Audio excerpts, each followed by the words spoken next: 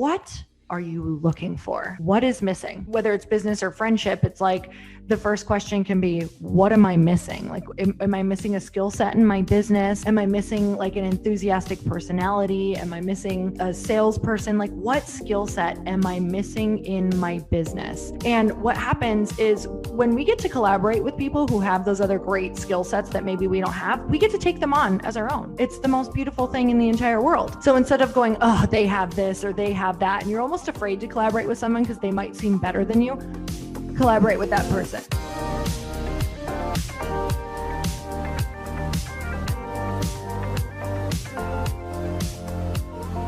Welcome to another episode of Negotiate Your Best Life. I'm so excited to welcome Lori Harder with me today. I mean, how do I even introduce this amazing person? She's a proven entrepreneur, 3 separate 7-figure businesses. She is the current founder and CEO of Light Pink, which is amazing. I've tried it. It's fantastic. It's a new light rosé flavored wine seltzer that helps women connect, collaborate, and celebrate. I love that. She's the best-selling author of the book, A Tribe Called Bliss. She has an amazing podcast, Earn Your Happy, with over 27 million downloads. Yes, that's what I said, 27 million. I've been on it, so honored. And on and on and on. Fitness Guru, Bliss Project, incredible. She does all sorts of marketing and networking along with her husband, Chris. And that's what we're going to be talking about today. We're going to be talking about how do you keep it real? How do you build an authentic network? So welcome, Lori. Rebecca, I'm so excited to be here, and I loved our episode. I'm so excited to be now having this conversation on your podcast. So thank you for having me. It's my pleasure. So tell us a little bit about you, because you really kind of came up through the ranks as a fitness guru, and then you made the shift into an entrepreneur, and you're doing all these incredible things. So tell us about your story. How did you get where you are? Oh man, we're gonna try to keep this short, but it's a very long, pivoted journey, and I love that we're going to be talking about like connection and collaboration and networking today, because it is, a lot of times we talk and speak and teach on the exact things that we need, and it was what was missing in my life for so long. I grew up in a really small town. I was raised in a little bit more of a restrictive religion where I couldn't associate with people outside of the religion. So what small town? Marquette, Michigan. Okay. So very small. I don't know if you've even heard of it. No. And what religion is this? My family is still in it. So full respect to them. I was Jehovah's Witness. I am not anymore, but it just made a small town even smaller. Yeah. And with that said, it was, a little bit isolating. I was in a bubble. And I think that I love talking about this because we all have our own version of that bubble. And what I realized is when my dreams or who I was becoming and who I felt I was becoming no longer fit in that bubble, I had a really tough decision to make. When I was 17, 18 years old, it was like what I'm thinking for my life and what I'm feeling is not quite fitting into the box of what my family and my religion has, planned or beliefs for me. So it was that decision of, do I go off on my own? Do I try to figure this life out by myself? I had a lot of like shame and fear around losing, friends, around maybe not being able to talk to my family. So when I was 18, I made that decision to move and just kind of go figure life out with people that I had never been able to associate with before, ever. How courageous was that? At like 18, you decided to do that? That's crazy. It was pretty scary, but also it's like, I think that the people listening right now, if you're listening to this podcast, there's probably a reason why you're feeling called to something bigger. You're feeling called to like a bigger dream or a bigger calling for your life. And that calling just became so loud for me. And I didn't quite wake up. Like I didn't quite get the nudges until I was in like my mid to late 20s. But that was the first step, was kind of leaving what I knew and going into a different world of what could be. And this is a lot of why I talk about what I talk about is if, your environment is stronger than your willpower. So what happens is if we're trying to change who we are in our belief system and maybe our health habits and maybe our working habits and what we think is possible for us, it's almost going to be impossible doing that in the current environment if the current environment doesn't change. Even meaning, when you're going on let's just think about when you're trying to change your life and become healthy. You can't go out and fill your fridge with every single junk food in the house because eventually your environment is going to break you down. Like you're going to get weak and you're going to end up eating all that crap. The first thing you have to do is start changing your environment. And when we want to change ourselves, when we want to change our belief system, what happens is we have to change who we're around, what we're consuming, and because we become a product of our environment. So that's really when I started to realize, okay, I'm trying to make these changes, but man, it was one of the hardest things I have ever done. It was slow, it was challenging, it was hard because I didn't have really positive people in my life yet. And I kind of dug into this belief that if you want it done right, you have to do it yourself, or if you want to be successful, it's lonely at the top, solopreneur, like all of that stuff. And I did that for a little while. In my later 20s, I started to get more into fitness, and I started a fitness membership site. And a lot of that was alone. Like it was now I was online, talking to all of these people, but it was lonely because I was doing it by myself essentially.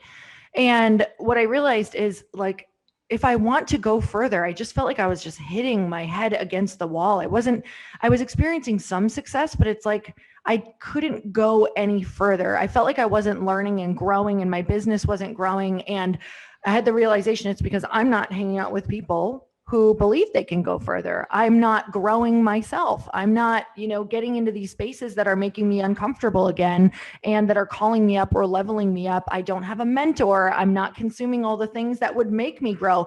So that's when I just started throwing myself into personal development. I started getting in rooms with people who knew more than me. I started getting in rooms that I felt I wasn't even good enough for, but knowing these were the rooms that I was supposed to be in, because if I wanted to do the thing, you have to find the people who are already doing it. So everything I started doing from then on became almost like a group endeavor. It was, I wanted to go to these events and connect with people. I wanted to, maybe start working with people and collaborate with people on events or different projects. I wanted to start podcasting. I wanted to, just all of the things, connection. We started doing different masterminds with people in business because we also wanted to be held accountable in our business and work together with people and stop thinking that, if we're stuck, it's because we just don't know, or we don't have the answer, or, making some excuse. It's like, if you're stuck, it's because you need a new level of people, or you need a new level of skills, or you need to go hang around people who make you uncomfortable. So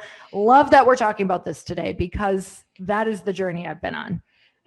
There's so much that you just said there. I'm like, oh my, that's amazing. That's gold. That's incredible. Like so many kernels of wisdom in there that I just want to kind of go back and highlight. And it's just so many things were kind of flashing through my mind as you were talking. I mean, one is that I interviewed Bob Proctor a couple of months ago, and I think it was after I stopped recording actually. And I'm not sure, I have to go back and listen to the episode again. But at one point he said to me, if you want to know where you stand vibrationally, look at the 5 people you're closest to. So true. Yeah. And it was like, okay, let me look and let me see who is it, and I'm like, okay, I'm good. I love the people that I'm closest to, but it wasn't always that way. There were certainly people I had to deal with, and I've been very open about the fact that I've had to deal with a couple of narcissists who targeted me, and, I allowed it to happen, and I had to take responsibility in that, but, it sucked on every level. And so, that's when, okay, I'm not where I want to be vibrationally or physically either, in your life as well. And so it was a good quote to me, where if you want to know where you stand vibrationally. And the other thing that comes to mind is that Will Smith posted something on Instagram a couple of years ago where he quoted Rumi, where Rumi said something like, seek those who fan your flames, or something like that, and set your life on fire. And Will Smith was like, okay, look around. Are the people in your life throwing logs on your fire, Mm. or are they pissing on it? You know, like It's so good. he was like, defend your light with your life. Like the people who get to be in your space, they pay a high price. Like it should be a high cost to be in your space, right? Because their energy will rub off on you. Oh my And gosh, yeah. you know, like, and you want people who are going to be happy for you when you're successful, who are going to support you, who want to see you be successful, right? So where would you suggest that people start? This is such a good question because it depends on where you're at. Some of you aren't maybe ready for what I said to walk into those rooms or a mastermind or something like that yet. And you might need to just start consuming some information to try to even figure out where you should start. If you're at the very beginning of your business, but I do want to say, like, I do feel like whenever you can join something that is group accountability and makes you really nervous and makes you show up, it is going to accelerate your journey. So you can start there with either a mastermind or someone's program or something, you know, where you can be in person, hopefully now, potentially in a small group, or you can be show up on Zooms and have to show your face and have to speak and have to be accountable.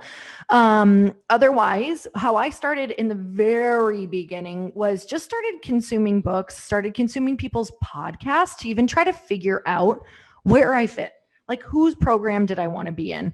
And I'm telling you, pretty much every podcaster has some form of program or some form of like group work and accountability if it's somebody that you're listening to about growing your business or mindset or something like that. So that's a really great place to start, because what happens is your people will migrate there. So the goal is to just find people at the same level as you as well. So that's why I love masterminds. That's why I love events. That's why I love kind of this group coaching idea, is because the mentor is equally as important as the people in the group.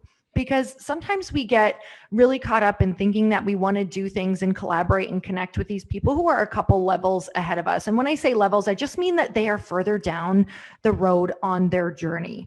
And what can happen is, unless we have like a value add for that person, it may not be like an energetic fit for them in their life to be able to, you know, work with you or collaborate with you yet. It's kind of like we have to remember that when we collaborate, we want to create some sort of equal energy exchange for those people. So if we're not able to do that yet, it might mean that we monetarily have to pay them in order to be in their program and to get their time, until maybe we create something of value in the future, like a podcast or a platform that you can offer them for them to get in front of people so that it's a value add to their life. And we get really confused on this. Like when we're new, we're just like, I want to be in that group. And why don't they see me? And why aren't they putting me on their stages yet? And why aren't they doing this thing? Why don't they invite me in?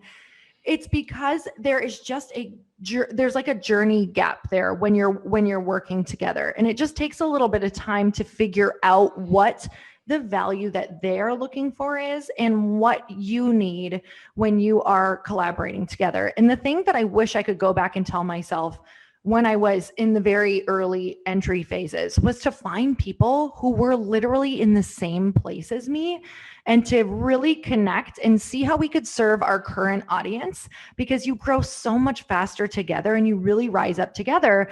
And then you're really talking real time about the things that you are going through and working through to the people who are now a couple levels behind you. So I think it's the most powerful thing that you can do is remember to really network where you're at, but make sure also to be getting in the rooms with the people a few levels ahead of you and really thinking about how you can add value to these people. Like always have that question in your mind. And work really hard on creating whatever that value add could be for them. That is so beautiful. I was actually just going to say before you said exactly what it was thinking in my mind. One of my dear friends who's a fantastic, super, very, very successful entrepreneur. She said that early on, she started with this mantra, lead with a giving hand. Like it's always, what can I do for this person? What can I do for this person? What can I do for this person? And then it just comes back to you. It just does.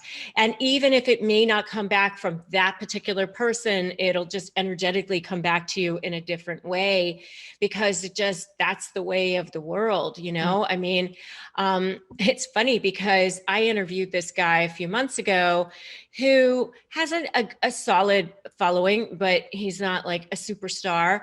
But he was getting ready to put out a book with a really well-known author. And I was like, you know what, I'm just going to offer to, I'll move my podcast around so that I can put the podcast out. When his book was going out, I offered to do a Facebook Live for him and things like that. I had no idea that he was super well connected. He ended up introducing me to all these great people who I ended up getting to interview and talk to and connect with. But I had no designs on that at that time, like just feeling like, okay, I'll do the right thing for the universe. The universe will take care of me. There's like such a comfort in that. Don't you think? What do you think about that? It's a million, everything that you just said. I'm just like nodding for anyone who can't see, but I'm just like, yes, because if that's what you lead with, and honestly, it's so much fun to do that. It just is fun to be like, okay, who do I know that I could either connect them to? What is some way that I could help them get their book out? Could I even do an Instagram Live or a Facebook Live? Would that be worth it to them?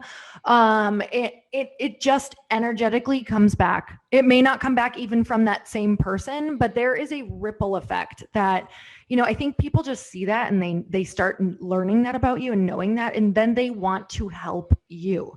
So it just like what you said, Rebecca, like when you lead with that, it's who you become, and it's how you become known as well. Yeah. And we were introduced by Susan Sly, who is so much of a giver like that. I mean, love her. Like right away, she was like, who can I introduce you to? Who can I help? So kind and giving and generous. And she's become such a dear friend. And because of that, and so let me ask you about, your circle. Like there's this thought process out there of keeping your circle like super tight. How are you, you have a podcast that has 27 million people and whatever. I mean, how do you discern who is allowed to be in your vibrational space and who is not? I mean, it's such a great question, because it will probably be something that I work through my entire life, because I meet so many awesome people, like literally because of the podcast, and you have your podcast. I really struggle with this because I meet a lot of people that I would love to have a relationship with. And, as I've gotten older, I've just learned like you really only have time for a few very committed, close relationships. And a lot of those relationships are taken up by our family. We're really close to our family. And it's like, if we want to see them, it leaves even less room for some outside people. And that's your marriage, right? Yes. Like he's my best friend, and I could pretty much be with him every day and be great with that. And the thing is it's like, then you also want those, I really, really value like my very close, like female friendships. Me too. So it's tough because I want to, have all of these people in my life, but I've gotten really clear, especially with COVID, it's given me the gift of clarity of these few relationships mean so much to me. I want to make sure I'm on my, rocking porch at 80 years old with them. And in order to do that, I need to make sure that I'm like, giving them the time. And here's what happens is the people who we love the most, we tend to like put off because we think they're always going to love us. And we're like, okay, I love my girlfriend. She knows I'm so busy right now. She's going to be totally fine if I just like, okay, could we cancel? Could we just push this vacation off? I know it's important, but could we, wait another 3 months, or this is launching or whatever. And I just have so much clarity that those are the moments that it's just like, you'll do that your entire life, and you'll realize that you missed out on the opportunity to have those close ride or die relationships that we all crave. So I am always in this place of deciding what means the most to me. And it's challenging to say no, right? Like it's a hard thing to say no to people and be like, I would love to do this, but I'm not able to. And then to want to have to explain, and it's kind of like learning that art of no. And I think that the more that we, kind of get into this space with people who are really like understanding, prioritizing what relationships they want, and maybe they're really doing exactly what they want in the world and prioritizing their purpose, those are the people who start understanding as well that it's like, Rebecca, I'm just going to use this as an example.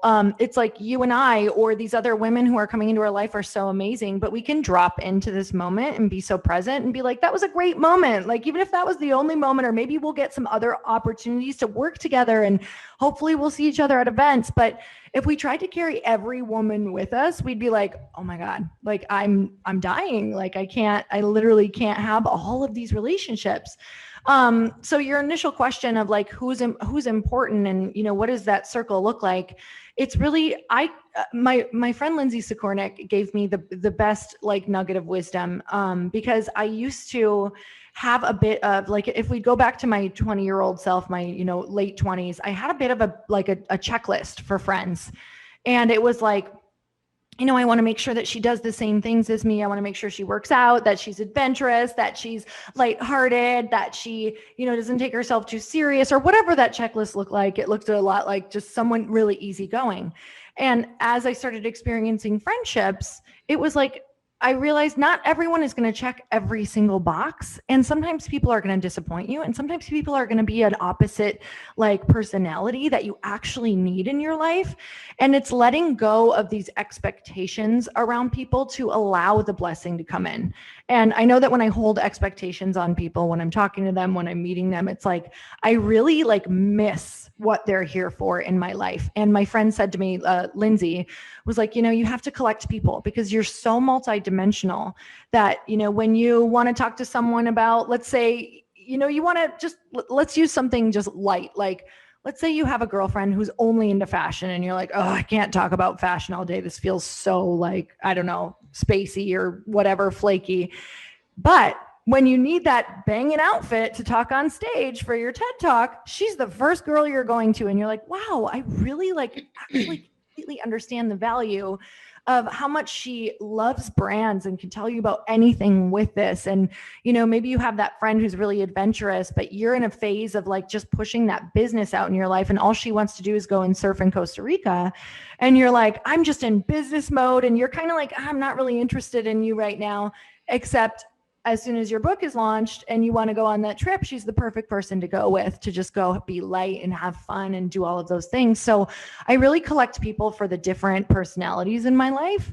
And that's been one of the biggest gifts, is appreciating people for the gifts that they bring to you, for the experiences that they bring to you, like for these beautiful offerings that we would miss out on if I just met somebody who I thought that I wanted to be with, right? Like check. This person sounds great. We're into the same thing. Okay, awesome. So that's really how I kind of, it's obviously a feeling or an energy or an energy exchange, but it's the people who they equally want to give you energy and give you life and support you on that two-way street. And it also is just collecting people for different parts of my life.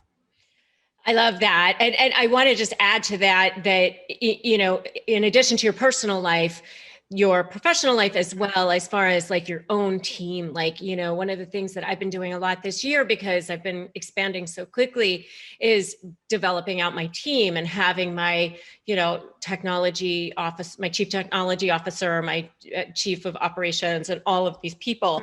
But having people in my space, I always joke that integrity is my love language, because like I want people who will do what they say they're going to do, or who are honest, who I can trust, who, yes, fun, yes, inspired, of course, you can't like exist in my space unless you're that, but also having integrity with the people who are on your team. If you are, talking about who you're surrounding yourself for your career, because you spend a whole lot of time with those people.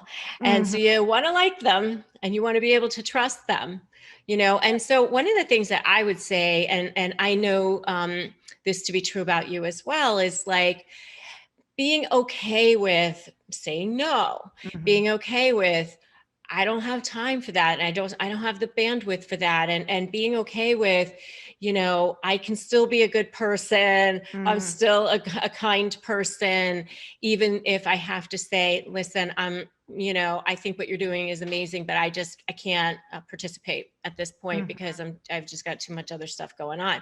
It's okay. Yes. And also it's okay to just, as soon as you see red flags, just say, I wish you well. One of my favorite quotes is namaste and walk away. I've never heard that. That's awesome. Yeah. So, let's talk about seeking out people who are at the same stage as you are, or maybe just a couple stages ahead. You kind of touched on that in the beginning a little bit, but how would you go about that, or what do you think about that? I love it because you have to get good and uncomfortable to find the people that you are going to be great friends with, or collaborators, or business partners.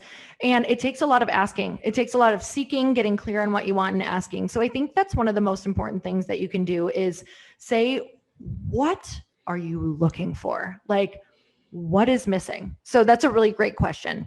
If it's in business or in life, so, sometimes whether it's business or friendship, it's like the first question can be, what am I missing? Like, am I missing a skill set in my business? Am I missing like an enthusiastic personality? Am I missing, a salesperson? Like, what skill set am I missing in my business? And what happens is when we get to collaborate with people who have those other great skill sets that maybe we don't have, we get to take them on as our own. It's the most beautiful thing in the entire world. So instead of going, oh, they have this or they have that, and you're almost afraid to collaborate with someone because they might seem better than you, collaborate with that person because you then get to adopt that into your life. So I think the first step is getting clear. What do you need? What are you looking for? What is the goal?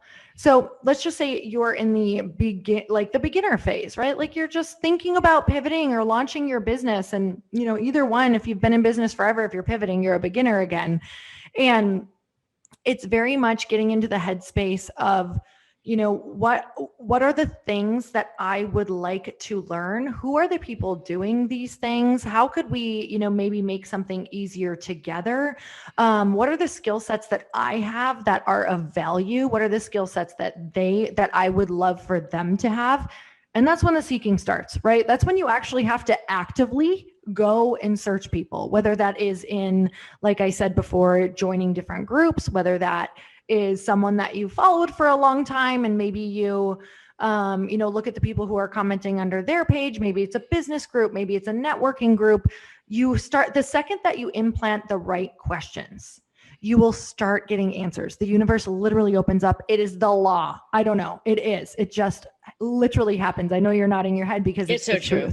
It's so true. So it's like, we're just not implanting the right questions because we're not clear. It's like, where are they? That's not a good question. Yeah. What I always say is like, you have to be specific when you ask the universe for what you want. You don't go into a restaurant and tell the waiter you want food. So good. And it's so true. Yeah. And so that's what I would say is get clear, write it all down, and then start seeking. And, when I first, I wrote a book called A Tribe Called Bliss. It's all about, female friendships that help you reach your highest potential. Actually, guys can read it too. It's essentially about friendships. And when I first started really looking for people, when I moved to LA, I wanted to be connecting. I wanted to be collaborating. I wanted friends. I had 0 friends there. And I probably reached out to over 100 people in DMs, like just looking for like-minded people. I'd go on like Soul Cycles, which is a workout place, you guys. I went on Soul Cycles Instagram, and I would literally start friending people from the comments who I thought looked like someone I would enjoy. That is so good. I went on a friend date every single Monday with a new person for like 6 months. Oh my goodness. That's amazing. I only kept one, but it was it was the most amazing experience ever. And this girl and I like still collaborate, and we did events Love it. together. It was amazing. So, I went on like 50 dates and found one person. So I want to say that because it's all a numbers game. It's just like business. Like we all give up before we get like the treasure, and you have to keep seeking in order to get those relationships. I love it.